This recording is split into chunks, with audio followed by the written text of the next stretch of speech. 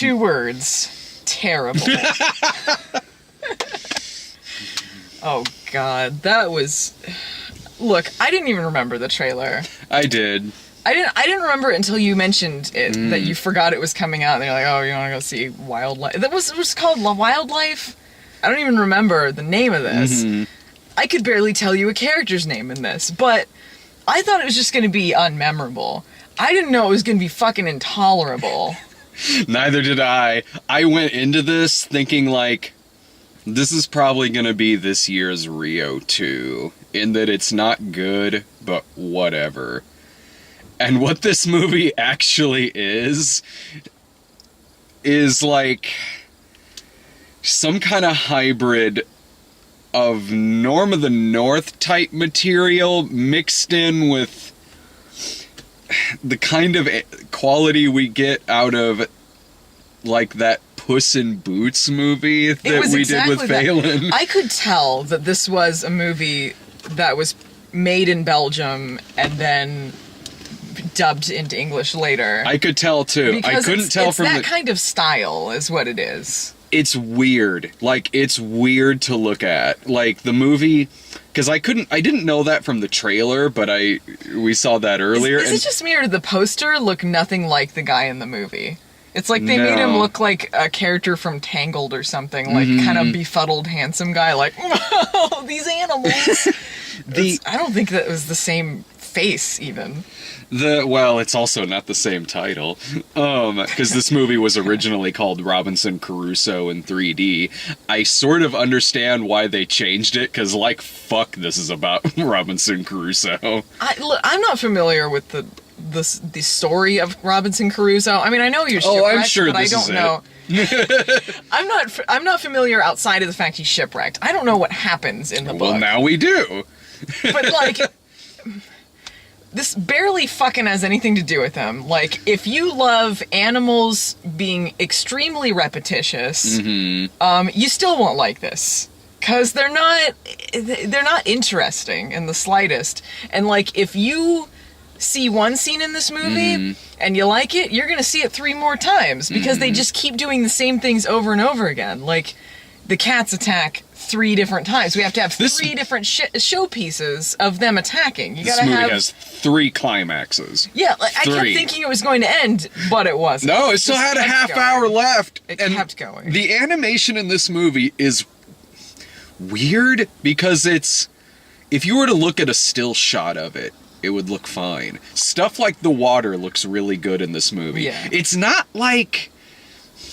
Okay, like writing and story quality, that's what I mean by comparing it to Norm of the North. In terms of its animation, Norm of the North through and through looked like something that was made to be released on DVD. Yeah. This isn't so much the level of something like Ratatouille or something like or Little Bee or shit like that. Like this, the characters have like a lot of texture to them, enough to where it kind of goes into Uncanny Valley territory quite a bit. But when they move, it's weirdly robotic. Like, it's almost like you can see the animation program right in front of your eyes. It's like the characters look fine, but they're very robotic in how they move. There's a part in the movie where Robinson Crusoe is getting a bunch of shit out of his barrel and stacking a bunch of stuff, and it looks like what in a Pixar movie might be like a fast motion sequence, but in this movie it's like normal, and it looks so odd. It looks like I sat on the remote and it's kind of going in 1.5 speed. That's kind of the pacing of this movie. It feels tonally the pace of this feels like something that would be put on in the background at a preschool. Like, just there for background noise, not particularly engaging, or threatening for the kids, which is weird considering how much death is in this. There is a lot of death in this movie. When this movie starts out, the movie's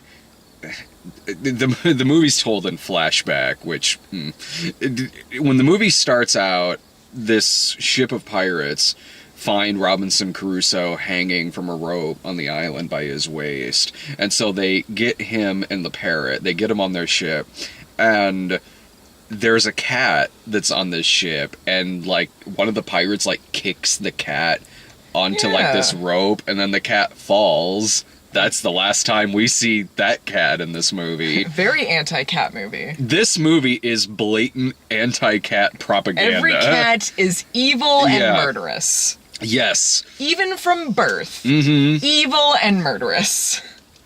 I don't know what a cat did to the writer of this movie. Like, some feral cat snuck into this guy's house and pissed on his face, and the writer of this movie never let that shit go.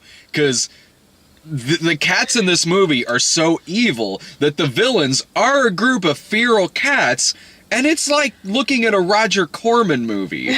Like, that's... Yeah, it's part of this movie is like a nature run amok movie, like fucking like, Strays, or... It reminded me of Strays, but it wasn't funny like Strays. No. Because Strays is a horror movie, and it's funny because that's the concept they went with, though there is some creepy parts to it. So, you know, they did the best they could with what they had, but when you're gonna do like an animated movie like this, you can do whatever you want with it. You can make whatever animal you want the villain. You can make anything. Feral cats. Yeah, like there could be any villain in this. And when we saw the cats on the ship, I didn't know they were setting up the villains. No. And then when they show up on the island, I leaned over to you and I was like, "Are you kidding me with this? That's what they're going with?" Yeah, and so these cats just have a grudge against Robinson Crusoe and all of the animals on this island. They want them fucking dead. Like, they want to murder, like, they're using their claws like they're Freddy Krueger. And at one point, because it's a male cat and a female cat, and at one point the female cat just suddenly goes like, "We will soon have a family to feed." Well, how many? Because they were on Cursed Island. On Cursed Island, which was just kind of over there. Yeah. And had a bunch of bugs on it. But for some reason, them and their 10,000 kittens, I don't know how she had this many kittens, they're surviving on these bugs for how many months? Because for a cat to get that big, it'd be at least 4 months, let's say. Like, how long are they surviving there? It has to be quite a while. I mean, it seems like this movie is oddly taking place over a long period of time, judging by his hair throughout the film and the shit he builds. I love that it takes him at least 4 months to actually grow any hair. He doesn't have any stubble for a long time, though clearly, like, weeks have passed since he landed. I like when they're on the pirate ship at the beginning of the movie, what sets up the whole story, because it's being told by the parrot. The parrot who says to these two mice on the ship, the parrot says to him, "You want to know the real story of Robinson Crusoe? All right, sit back. I'm about to tell you." Turns out it's not that interesting. Yeah, which is why him saying, here's what he should have said, like, "You want to know the real story of Robinson Crusoe? I'm not going to tell it to you. So here's a story about me." Because the parrot's the main character in this movie. Here's a story about a bunch of fucking boring animals. And they're going to be repeating the same thing over and over again. It reminded me of that Hunchback one that Phelan reviewed. The one with the talking instruments, where all they did was just go like, "These stairs are really big. Oh, I can't go up these stairs. Yeah, this is a long staircase." And they just repeat the same things meaninglessly. It was like that. Like, they'd be like, "Oh, I'm scared of the human. I don't know what to do. Let's not go over there. Oh, that's right. He's pretty scary." Cue 6 scenes later. Just move on. None of it was even consistent either, because they go up to the human to bring him fruit as a peace offering, and he has the musket pointed at them. They're not scared of that, but when he puts it down on the ground, suddenly that's what scares them, as if they didn't realize 2 seconds prior he was holding it and pointing it at them. And when the animals talk, because it's one of those movies where the animals talk to each other, but when they're around the human can't actually hear them talk. So, for reasons, And so That parrot could use human language to imitate people, to say anything. He doesn't fucking talk to Caruso once. oh, He by the coulda way, helped him out. that fucking parrot, man. Like, that parrot going like, oh yeah, by the way, I can mimic people too. Because I'm a parrot, you see. That, when the parrot was just going, "Argh," I thought he was more endearing than when he could talk. Yeah, because honestly, yeah. unfortunately, they give him a voice of a smart-ass teenager. To where he says, like, the human named me Tuesday. I guess that's better than Monday, because no one likes Mondays. Thanks, Garfield. Oh, Thanks. God, I want to punch him. Like, it's just that voice through it. That, okay, well, all right, guys, I don't know. You know, they didn't... It's not that the voice actors were bad in it, but they didn't have anyone with any real charisma. Like, no one really stood out. Didn't recognize any of the names. Mm-hmm. And, like, you don't have to hire a bunch of, like, celebrities to do voices, you know, like... But you just need to have someone who is a competent and endearing voice actor, and I didn't really... There's nothing about them. You could kind of tell in some aspects, like, who they would have gotten if they could. Yeah. Because that pig was like... It would have been Sassy Black Lady. It would have been like Wanda Sykes. Yeah. And if this person was still alive, that female cat absolutely would have been Eartha Kitt. Yeah. And actually, that would have actually saved the movie, He was honestly. doing an Eartha Kitt thing. Yeah. Yeah. You know, when I realized that this movie was going to be a really long sit, is when the animals are taking shelter from the storm at the beginning, Mm-hmm. and there's a running joke about a pineapple, Mm-hmm. which is never funny at any point. We have a pineapple hangover. Yeah. What the fuck? They're carrying this pineapple, and then I say running gag, I just mean for that scene only, as if that meant anything. And they're like, oh, we have this pineapple, and they're going up a mountain, and the parrot drops the pineapple, and it rolls along the group of animals, and the stupid fucking goat falls on the pineapple, slips off, and is hanging onto the cliff's edge, or onto like a branch. And then there is an extended rescue sequence because of a pineapple mishap Yeah. that goes on just short of forever. And I was sitting there thinking, what am I even watching? I'm watching a bunch I of almost dumb leaned over to animals you that and said the slipped same on a pineapple. thing. And not to mention the fact that there's only... I don't know where these animals came from. Yeah. There's only one of each. There's one goat, there's one pig, there's one... It was an iguana that... Is a chameleon. A chameleon. Oh, yeah, because he would like blend in sometimes. because he's the predator. Is that how chameleons work? I guess. Exactly, yeah. There's only one of each, so that's kind of interesting right there. Yeah, did they just spawn out of nowhere, or did Yeah. all of their families get sent to Curse Island? It's a prison island for animals. You're annoying. You go live over there. All right. Well, I'm gonna go live with my friends now. Bye. Fucking parrot.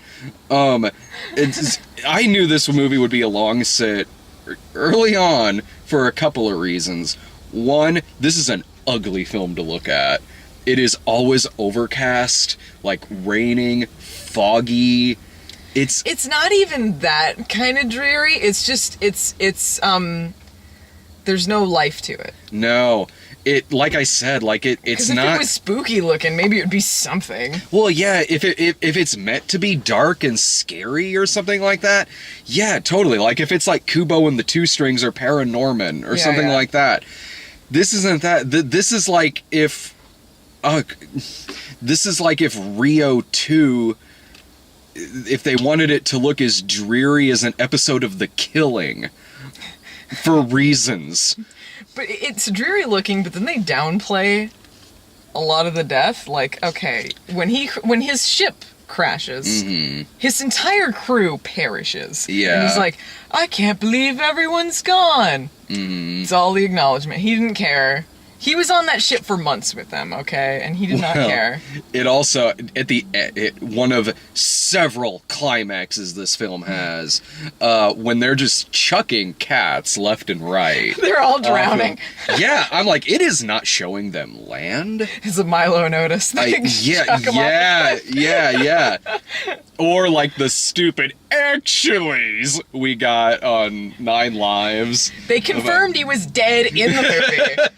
Oh, I forgot. I Okay, forgot that since cats can survive like 20 or so stories, that means they can survive falling off the world's largest skyscraper. The best one was when they blew up the dog.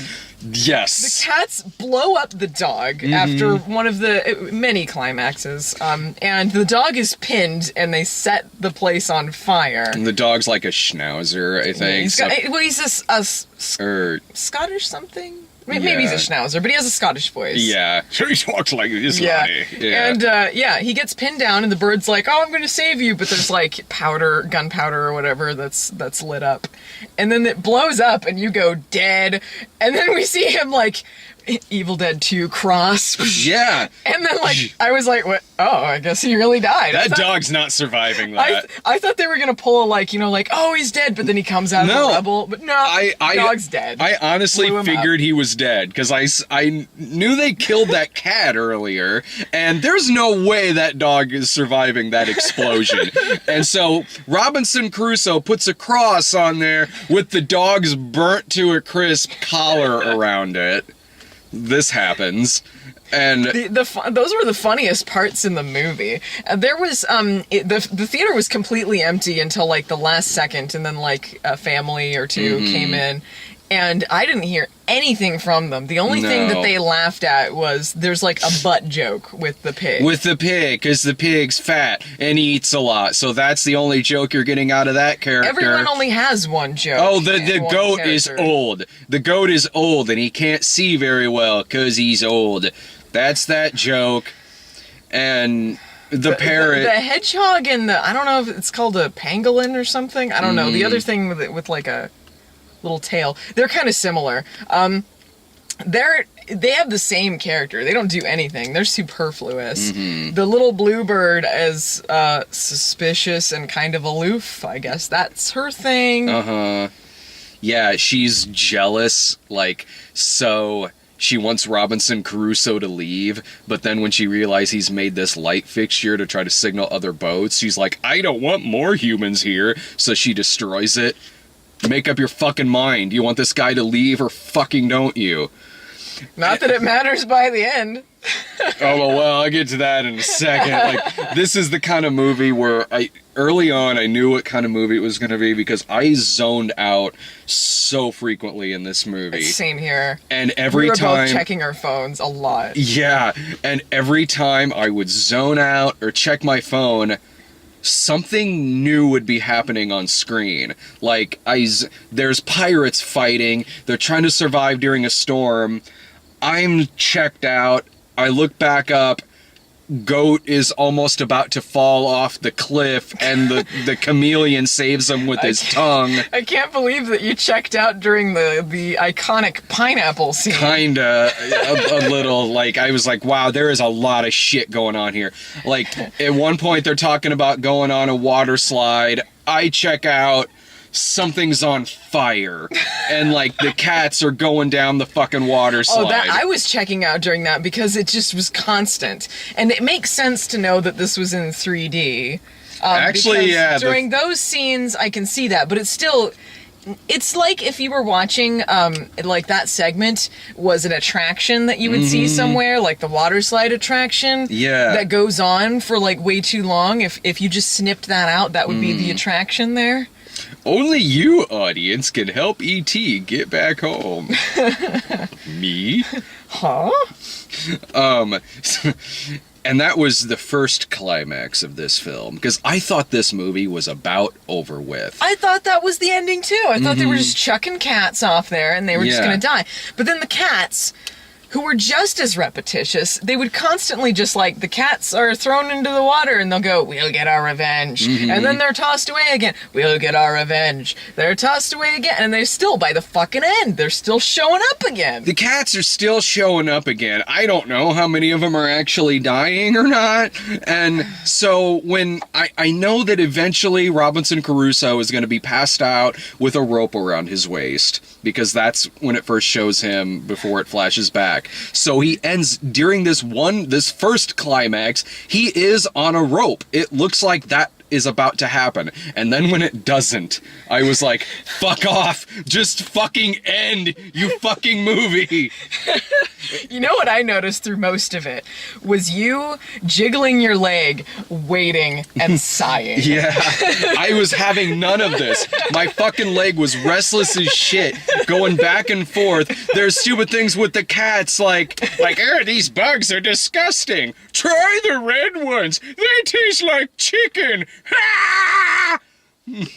At one point, I don't even remember what joke this was to, but you were like, bushwhacked. And Yeah. I'm like, it's not even a bushwhacked. Because it's not, they're not any sort of jokes at all, really. Like, it's just saying something kind of lightheartedly and then fade away. Wow, the human's taking off his skin. I've never seen that before. Who does that?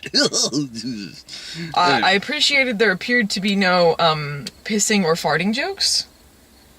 No. There's no bodily fluid. Maybe he threw up over the side at the beginning, but Oh, he was seasick at the beginning Yeah. of it.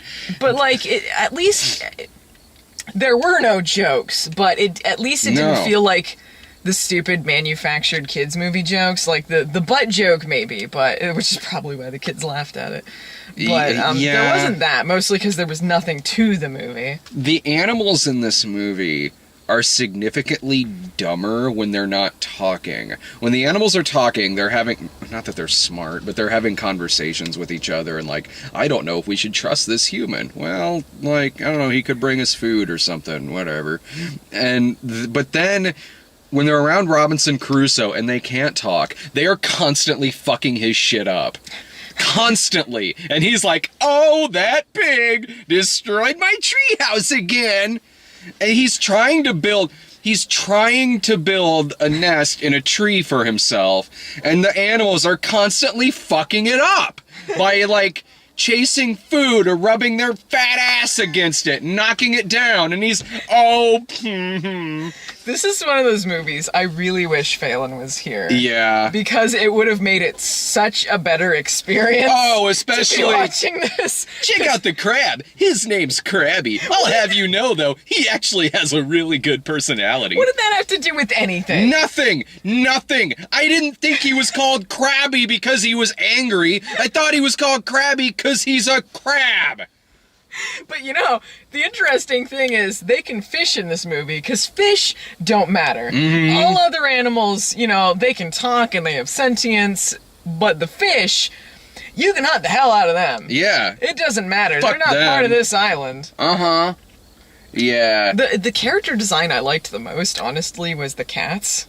Honestly, same here. I liked they were them better than anyone because they were the only ones with any personality. they were pretty consistent in their design. Like there's a part where the cat gets shot at and a bullet just goes right through. I liked their scruffy designs. Yeah, the bullet like makes this cut across the cat's head and it stays there through the movie, like, and it looks like it's infected and shit. Yeah, well, Like- and one of them gets his ear blown off, so he's got a chunk out of it. Yeah.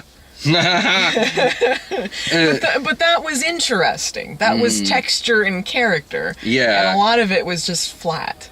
Yeah, flat with their robotic movements, and then when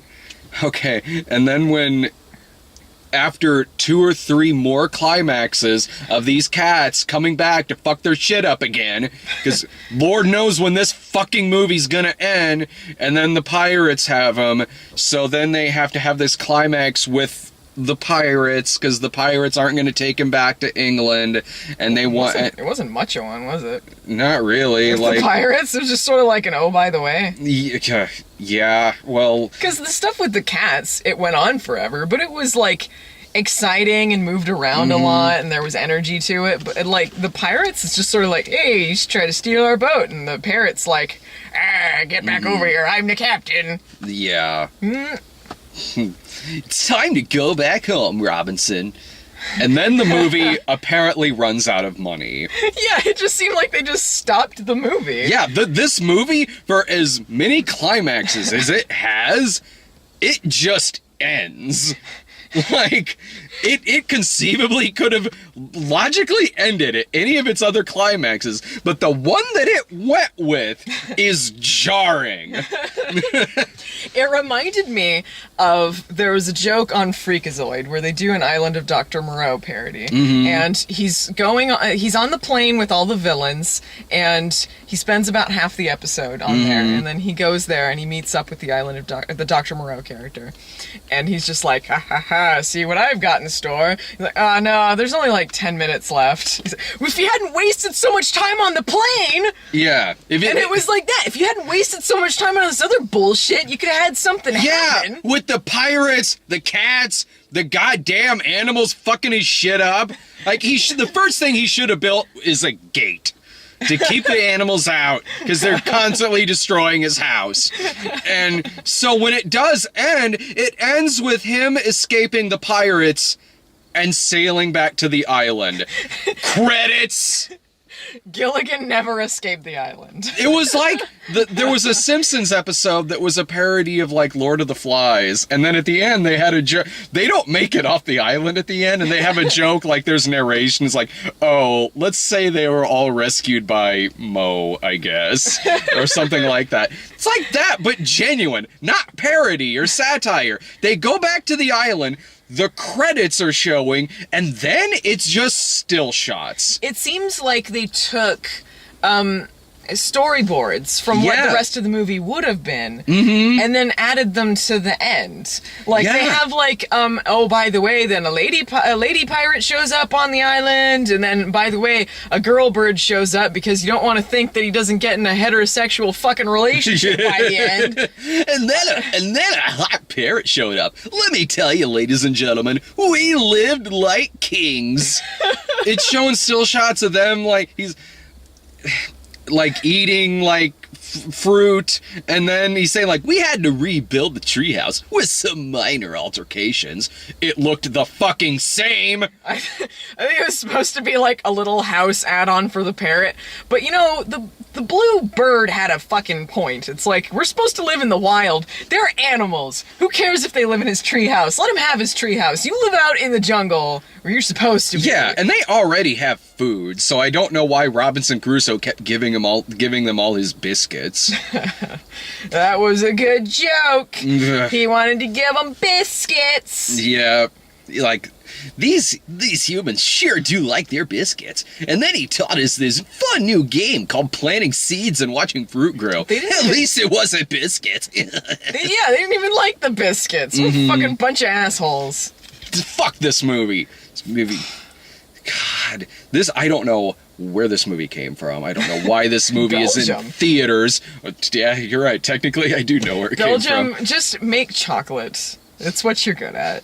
Don't send us any more animated movies. Oh, with its 1,000 production companies in front of it. Yeah, they did like 6,000 different intros for the production company, and then it went to the opening credits where they repeated them again. Yeah. I liked the one that you could tell, like, this isn't a theatrical company, because a lot of it was like Studio Canal and things that I've seen in front of movies in the theater before. There was one that I don't think I've seen in front of anything before, but it was like, oh, this is the low budget company, because it is like what you would see in front of like fucking little cars. Yeah, it reminded me of like Puss in Boots and other kind of low budget fare. For a low budget thing, like, if this was straight to DVD, I would think this was a decent job. I wouldn't think it's a good movie. I wouldn't want to watch it. But for a straight to DVD thing, it's okay. But for a theatrical thing, it's just not up to snuff. No. It's not good enough. No, it looks jarring, like I said, but it's a weird kind of jarring, because, like, if you freeze frame a lot of it, the texture is there. There's a lot of good design to some of it. Just the movement's but, not there. Yeah, and some of them even had that like black hole mouth, like that you'd see in like Ratatouille. Like, just like, there's nothing there. There's nothing inside of there except dead space. This one, it baffles me too why it's in the theater, because... Me too. Because Norm of the North at least had names behind it to sell it. Mm-hmm. So did, like, whatever that Wizard of Oz one, Legends of Oz. Oh, yeah. Even though that was a big scheme, it had names in it. It had like a soundtrack. It had some selling points. This has no names. No, the animation isn't good enough. The story's not good. The trailer isn't even that memorable. So I don't know any sort of selling point that this had to get into theaters nationally. I don't know, other than the fact that I think the movie has already made its money back overseas, so I guess. Why not pick up some extra dollars here and like basically have it kind of like Norm of the North, where it's the theatrical run is basically just an advertisement to get it on DVD. I can't see this staying too long though, especially considering this was a Friday night and there was barely anyone there. Norm of the North certainly didn't stick around long. Yeah, there was nobody else there at a 5 o'clock showing on Friday night. I can't imagine why they didn't pre-screen this last night. There was no dance sequence though. That's true. There was no soundtrack, which again I don't know what the selling point was. Because you have to outsource you have to get your animation movies from another country for there not to be the gimmicky ass fucking musical number at the end of the film, regardless if your movie's a musical or not. Because, I mean, like, that's one of the things that we complain about a lot in these dumb kids movies, is when when it's so manufactured, when you can tell what the producers said to include by the numbers, what they want. And I appreciate that wasn't there. No. But you need to have more to it. This movie, honestly, probably could have used that. Honestly, yeah. I was missing Norm of the North. I was like, Norm of the North is like golden compared to this. Fuck yeah. Like, this movie could have used an ending where they get back to the island and like, well, we're home now. Hit it. Staying alive, staying alive. Staying alive. Start singing Jungle Boy. Yeah. Oh, Tarzan Boy. Oh, Tarzan Boy. Yeah. Helps when I get the name right. I knew what you meant. This movie, that's their off-brand version. She is Jungle Boy. Man, what a soul-sucking movie this was. This was I wanted How to do. How does it compare to like Ratchet and Clank? Because that was something you checked out with a lot. What you told me. I think I checked out way more in Ratchet and Clank. I think Ratchet and Clank was maybe in terms of its voice work, because it was the voice actors from the game. I think so anyway. That was good. That part of it was good. I might have laughed a couple more times in Ratchet and Clank. I didn't laugh at anything in this intentionally. Me neither. I think... Wow, that's rough. I think I was far more checked out. I think I was far more checked out in Ratchet and Clank, but because there were moments that I kept unchecking out in this, it was making me more pissed at this movie. I think I might have been more pissed at this movie than Ratchet and Clank. That's tough. I don't know what I would rather do. This one, I think you could, if you were sitting around watching it in a group of people, say we're the only ones in there, I think you could probably joke at this movie a little bit more than you could Ratchet and Clank, but I don't suggest doing that. Like, I don't suggest, this isn't Nine Lives. This is no nut job. No, exactly. This is not like something or Norm of the North, where you can get a copy of that shit and fucking just snark your asses off watching it. This, you can, but don't. There's much better shit you can do that with. This movie is just a fucking dead zone. Like, I don't recommend this shit in the fucking slightest. Yeah, same here. It barely felt like a movie, but it also felt like it wouldn't end at any point. Yeah. Mm-hmm. It kept going during the credits. I can't name a single feature of this that I would recommend to people. No. Like, I mean, there was no entertainment value in this. This was not entertaining. Not even for kids. Like, if you want to put it on as like a background thing, maybe. Sure. Like, if your kid's young enough to laugh at everything. If a kid's very young, they probably, and like maybe don't, like they're barely starting to speak kind of young. Maybe, like, the images and things on the screen. Even then, it's like, still put on something good at least. Like, just because you can serve shit at this restaurant doesn't mean you have to. Worst case scenario, I guess. That's when you would show it to your kids. Yeah. Ugh. The wild life. Well, I am excited for... I got When the Bow Breaks in like a half hour. So I'm legit... I'm guessing it'll probably be bad, but I'm excited. I'm super excited. It couldn't be any worse than this.